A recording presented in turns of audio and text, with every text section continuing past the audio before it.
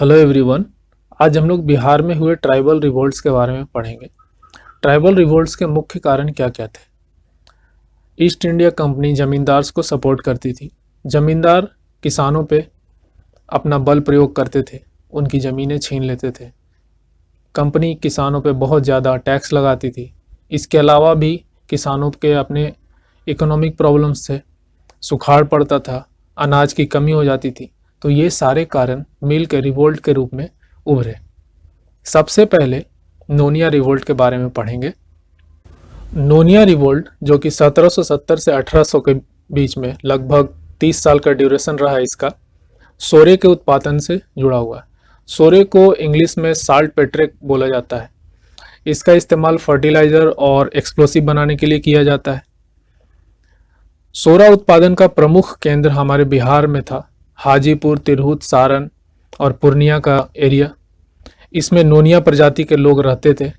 नोनिया सोरा वाली मिट्टी को जमा करते थे और ट्रेडर्स को बेचते थे। वो ट्रेडर्स फैक्ट्रियों में बेच के मोटा मुनाफा कमाते थे। नोनिया लोगों को काफ़ी कम फायदा होता था। नोनियाज ने सोरे वाली मिट्टी को दूसरे ट्रेडर्स को ही बेचना स्टार्ट कर दिया। इसके बाद उनके ऊपर बहुत ज़्यादा अत्याचार हुआ, ईस्ट इंडिया कंपनी का एक्सप्लॉयटेशन हुआ। तो यही नोनिया रिवोल्ट था। इसके बाद हम लोग देखेंगे Wahhabi movement in Bihar. Wahhabi movement की स्टार्टिंग में ये एज ए रिलीजियस मूवमेंट इसको लिया जाता था, बट बाद में इसमें एक पॉलिटिकल एंगल भी ऐड हो गया, क्योंकि ये अंग्रेज़ों के खिलाफ था। वहाबी मूवमेंट के लीडर्स ये कहते थे कि अंग्रेज़ों के द्वारा अंग्रेज़ों के शासन में रहना अन इस्लामिक है। वहाबी का अर्थ क्या होता है? अब्दुल वहाब, ये अरबिया के अब्दुल वहाब थे। इनके सारे अनुयायियों को वहाबी बोला जाता है। वहाबी मूवमेंट के फाउंडर कौन थे? सैयद अहमद। सैयद अहमद ने 4 खलीफा, खलीफा मतलब स्पिरिचुअल लीडर, 4 खलीफा नियुक्त किए थे। इन खलीफाओं का काम था अलग अलग क्षेत्र में जाके वहाबी मूवमेंट को संभालना और आगे बढ़ाना। ये 4 खलीफा कौन कौन थे? विलायत अली, इनायत अली, शाह मोहम्मद हुसैन और अब्दुल्ला। विलायत अली और इनायत अली दोनों भाई थे। इनायत अली छोटे भाई थे, विलायत अली बड़े भाई थे। इनायत अली सिताना में मूवमेंट को संभाल रहे थे, और जब उनके बड़े भाई विलायत अली की मौत हुई तो इनायत अली ने वहाबी मूवमेंट को लीड किया। वहाबी मूवमेंट का पटना बहुत बड़ा सेंटर रहा, और 1857 की क्रांति के दौरान पटना के जो कमिश्नर थे मिस्टर टेलर, इन्होंने वहाबी मूवमेंट के लीडर्स के ऊपर बहुत ज़्यादा अत्याचार किए और बहुत रूथलेस रवैया अपनाया। इनायत अली की मृत्यु के बाद मकसूद अली ने चार्ज संभाला, और मकसूद अली की मृत्यु के बाद एम अब्दुल्ला मतलब मौलवी अब्दुल्ला, जो कि विलायत अली के बेटे थे, इन्होंने लीडरशिप संभाली। मौलवी अब्दुल्ला इस मूवमेंट के सबसे प्रमुख नेता हैं। मौलवी अब्दुल्ला को बाद में काला पानी की सज़ा दे दी गई थी, जहां वो 20 साल के बाद उनकी मृत्यु हो गई थी। तो ये वहाबी मूवमेंट का ओवरऑल समरी था। आगे देखते हैं चेरो रिवोल्ट। चेरो रिवोल्ट पलामू जिले से जुड़ा हुआ है। पलामू जिले के राजा बालक थे, जिनका नाम था चूड़ामन राय। चूड़ामन राय शिव प्रसाद सिंह की गार्जियनशिप में राज्य चला रहे थे। चूंकि वो बच्चे थे, जैसे कि अकबर बहुत छोटी उम्र में गद्दी पे बैठे थे, उसी प्रकार पलामू के राजा चूड़ामन राय भी थे। ये ब्रिटिश ईस्ट इंडिया कंपनी के संरक्षण में राज्य चला रहे थे। इनके राज्य के जागीरदार बहुत ज़्यादा डिस्टर्बेंस क्रिएट करते थे। वो अपना टैक्स नहीं भरते थे और रह रह के रिवोल्ट भी करते रहते थे। चूड़ामन राय जब एडल्ट हुए, वयस्क हुए, तो उन्होंने एक सिस्टम लाया, सजवाल सिस्टम। सजवाल सिस्टम में क्या होता था? जो भी जमींदार या जागीरदार अपना टैक्स नहीं देता था, मना करता था, उसके जागीर में जाके सिपाहियों को कैंप कराया जाता था और उनसे जबरन टैक्स वसूला जाता था। इसके बाद भी, ये सिस्टम लाने के बाद भी सिचुएशन कुछ ज़्यादा सुधरा नहीं, और 1880 के अक्टूबर में भूखन सिंह, जो कि चेरो प्रजाति के व्यक्ति थे, इन्होंने पलामू में रिवोल्ट कर दिया। भूखन सिंह को सपोर्ट मिला एक मराठा व्यक्ति थे, दलजीत सिंह, जो सुरगुजा के थे। सुरगुजा के दलजीत सिंह के साथ भूखन सिंह ने रिवोल्ट कर दिया। बाद में इस रिवोल्ट को दबा दिया गया क्योंकि ब्रिटिश ईस्ट इंडिया कंपनी के संरक्षण में था पलामू और भूखन सिंह को भागना पड़ा। ग्रेजुअली ये रिवोल्ट मर गया। इसके बाद हम अगला देखेंगे हो अपराइजिंग, द हो अपराइजिंग। हो अपराइजिंग सिंहभूम जिले से जुड़ा हुआ है। सिंहभूम जिले के राजा को ईस्ट इंडिया कंपनी ने एक समझौते के तहत वहां का मालिक बना दिया, सिंहभूम का मालिक। ये वहां की आम जनता और जमींदारों के खिलाफ था क्योंकि वो उन पे अत्याचार करने लग गए और हो जनजाति के लोगों के ऊपर और भी। इसके रिटेलिएशन में, विद्रोह में उन्होंने स्टार्ट किया हो विद्रोह। हालांकि इस विद्रोह को भी अंग्रेज दबा दिए क्योंकि सिंहभूम जिला भी उनके संरक्षण में था। इसके बाद आता है कोल रिबेलियन। कोल रिबेलियन ब्रिटिश का विस्तारवादी नीति के खिलाफ था। उनकी विस्तारवादी नीति और ट्राइबल लोगों के कस्टम ट्रेडिशंस को अफेक्ट करना, इसके कारण जो गुस्सा बना वो कोल रिबेलियन के रूप में आया। जबकि कुछ हिस्टोरियन ये भी बोलते हैं, इंग्लिश हिस्टोरियन, कि वहाँ के लोकल राजाओं ने बहकाया था कोल लोगों को रिबेलियन करने के लिए। सबसे बड़ा प्रॉब्लम कोल रिबेलियन में क्या था, बाहर से जो लोग आ रहे थे वो वहाँ के ट्राइबल लोगों की ज़मीनें हथिया ले रहे थे। इसके अलावा भी कोल लोगों को अपमान का सामना करना पड़ता था। कोल महिलाओं का अपहरण कर लिया जाता था। जमींदार उनकी महिलाओं को उठा के ले जाते थे और वहाँ के राजा वो इतने इनकम्पिटेंट थे कि वो इन अत्याचारों के खिलाफ कुछ करते नहीं थे। कोल रिबेलियन का एक इमीडिएट काउज था, जैसे कि रिवोल्ट ऑफ 1857 का इमीडिएट काउज था इनफील्ड राइफल में गाय और सुअर की चर्बी यूज करना। वैसे ही कोल रिबेलियन का एक इमीडिएट काउज था कि एक व्यक्ति थे सूर्य मुंडा, उनकी वाइफ को एबडक्ट कर लिया गया था, अपहरण कर लिया गया था। कोल रिबेलियन बाद में लोहरदगा इन सब इलाकों में फैल गया और ब्रिटिश ईस्ट इंडिया कंपनी ने फिर से इसको दबा दिया। हम अगला रिवोल्ट जो देखेंगे वो है भूमिज रिवोल्ट। भूमिज रिवोल्ट का कारण क्या था? बड़ा भूम के राजा और पुलिस ऑफिशियल्स का अत्याचार, ये इनका मेन कारण था। बड़ा भूम के राजा बहुत ज़्यादा टैक्स लेते थे। टैक्स के अलावा आम जनता से पुलिस बहुत ज़्यादा अवैध वसूली करती थी। इसके कारण जमींदार भी परेशान थे और आम जनता भी परेशान थी। भूमिज रिवोल्ट के प्रमुख नेता थे गंगा नारायण सिंह। इन्होंने ये रियलाइज किया कि जमींदार भी परेशान है, इसलिए उनको भी साथ ले लिया। गंगा नारायण सिंह बहुत क्लेवर व्यक्ति थे। वो ये जानते थे कि इनके अंधविश्वासों को यूज किया जा सकता है, इसलिए वो क्लेम करते थे कि मेरे पास सुपर पावर है और मैं कंपनी के सिपाहियों और उनके अधिकारियों के दिमाग के साथ खेल सकता हूँ। इसके कारण उनको बहुत ज़्यादा पॉपुलैरिटी मिली। गंगा नारायण सिंह की पॉपुलैरिटी बढ़ गई थी और रिवोल्ट भी बहुत आगे जा रहा था और वायलेंट होता जा रहा था। लेकिन गंगा नारायण सिंह की एक्सीडेंटल डेथ के कारण रिवोल्ट अचानक से खत्म हो गया। नेक्स्ट रिवोल्ट जो हम लोग देखेंगे वो है संथाल हुल, मतलब संथाल रिवोल्ट।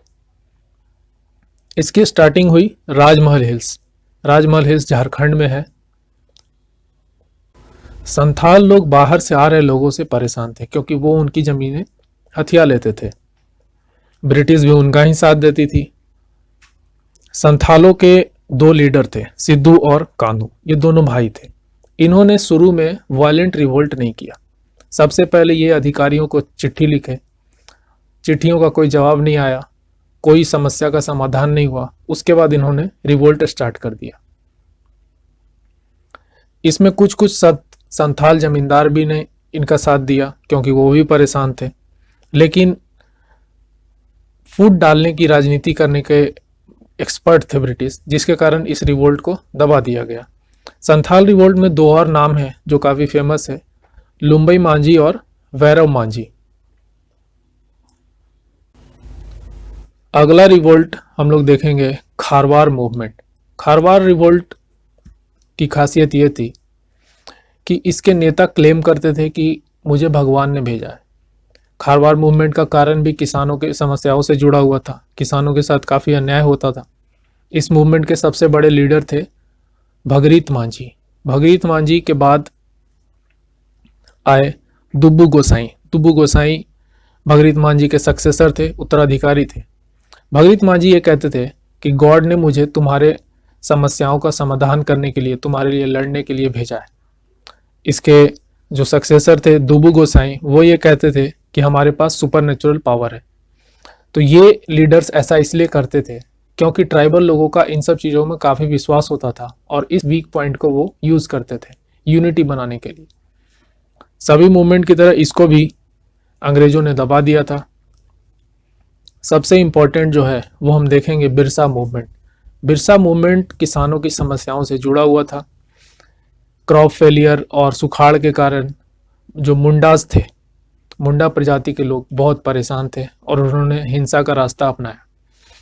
जमींदारों के खिलाफ रिवोल्ट किया। ब्रिटिश शासन ने कुछ भी नहीं किया था इनकी समस्याओं का समाधान करने के लिए। समाधान करने के बजाय ब्रिटिश शासन हिंदू और मुस्लिम लैंडलॉर्ड्स का साथ देती थी। लेकिन रिवोल्ट के बाद भी मुंडास को कोई फायदा नहीं हुआ, कुछ खास फायदा नहीं हुआ, बल्कि उल्टे उन्हें ईस्ट इंडिया कंपनी का दमन सहना पड़ा। इस रिवोल्ट को हम 3 फेज में देख सकते हैं। पहला फेज जिसमें कि बहुत ज़्यादा डिस्टर्बेंस हुआ, रिवोल्ट हुआ, वायलेंट। सेकेंड फेज में एक सरदारों ने, मतलब कि लोकल लोगों ने, सरदार मतलब सिख वाले सरदार नहीं, लोकल लोगों ने एक अपनी किंगडम बनाने की, राज्य बनाने की कोशिश की, जो कि एक फेल्ड अटेम्प्ट था, वो बना नहीं पाए थे। थर्ड फेज में बहुत ज़्यादा इन्होंने लीगल रास्ता अपनाया, पिटिशंस दिए जमींदार के खिलाफ, बट कोई फ़ायदा नहीं हुआ। इस लड़ाई को वो कहते थे सरदारी लड़ाई। सरदारी लड़ाई मतलब सरदारों की लड़ाई। ये काफ़ी ऑर्गेनाइज तरीके से और मिलिटेंट वे में चलते थे, बट इनके पास कोई कैरिज्मेटिक, चमत्कारी लीडर नहीं था। इस लीडर की कमी को पूरा किया बिरसा मुंडा ने। बिरसा मुंडा क्रिश्चियन और हिंदू टीचर्स से बहुत ज़्यादा इंस्पायर्ड थे और उनकी टीचिंग्स में रिलीजन और पॉलिटिक्स का मिक्स होता था। बिरसा मुंडा ने एक अलग थ्योरी दिया। ट्रेडिशनल रास्ता ये था पूजा पाठ का कि ट्राइब्स के लोग अलग अलग मूर्तियों की पूजा करते थे। बिरसा मुंडा ने कहा कि एक गॉड की पूजा करो। इसके कारण लोग उनकी तरफ अट्रैक्ट हुए।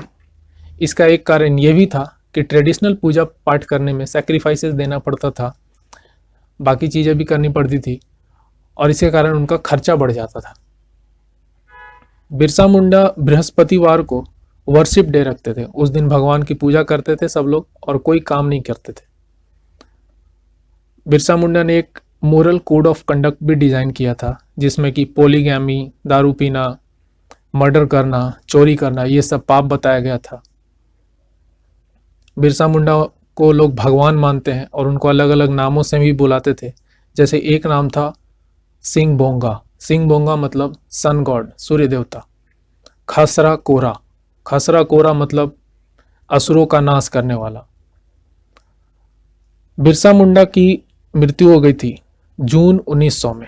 जब उनको अरेस्ट किया गया था उसके बाद उनको कोलेरा हो गया था और उनकी मृत्यु हो गई थी। इसके बाद मूवमेंट धीरे धीरे मर गया। लास्ट मूवमेंट जो हम लोग देखेंगे वो है ताना भगत आंदोलन। ताना भगत आंदोलन, इसका वर्ड ताना, ताना से इसका नाम आता है ताना भगत आंदोलन। ताना का मतलब होता है खींचना, तान खींच के निकालना हिंदी वर्ड है, मीन्स पुल आउट। इसके लोग फॉलोवर्स, ये इस मूवमेंट के फॉलोवर्स ये समझते थे कि कोई गॉड का मसीहा आएगा जो हमें हमारी मुश्किलों से खींच के बाहर लेके जाएगा। तो इस ताना भगत मूवमेंट के सबसे पहले भगत हुए जतरा भगत। जतरा भगत उनको एक भगवान की पूजा करने के लिए बताते थे। वेजिटेरियन डाइट अपनाइए, शराब नहीं पीजिए, ये सब चीज़ें जतरा भगत ने अपने फॉलोअर्स को समझाया। जतरा भगत के बाद सबसे प्रोमिनेंट जो भगत हुए वो सीबू भगत। सीबू भगत कहते थे कि जमींदारों के अंडर हमें काम करने से भगवान ने मना किया है। सीबू भगत के अंडर में इनके फॉलोवर 2 पार्ट में बट गए थे।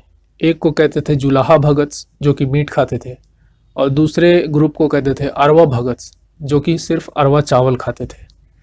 एंटी ब्रिटिश और एंटी दिकू, दिकू मीन्स बाहर से आने वाले लोगों को दिकू बोलते थे ट्राइबल लोग, तो एंटी ब्रिटिश और एंटी दिकू नेचर के कारण इस मूवमेंट को ब्रिटिश ने दबा दिया।